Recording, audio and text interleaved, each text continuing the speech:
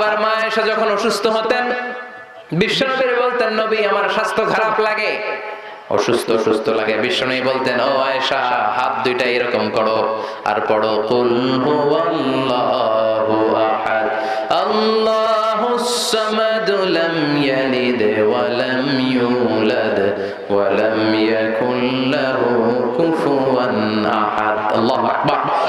মা আয়েশা বলতেন আয়েশা ফু দাও, ফালাক ইখলাস ফালাক নাস পড়ে ফু দাও, ফুদা হাত দুইটা দিয়ে সারা দেহের মধ্যে মেসেজ করো।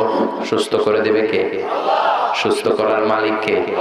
বিশ্বনবী একবার সালাত পড়ছিলেন, নামাজ পড়ছিলেন, সিজদায় গেলেন, হঠাৎ লাদাগাতু আকরা, একটা বিচ্ছু পোকা এসে বিশ্বনবীর আঙ্গুলে কামড় দিল। কি পোকা? বিচ্ছু পোকা কামড় দিলে অনেক আরাম লাগে না?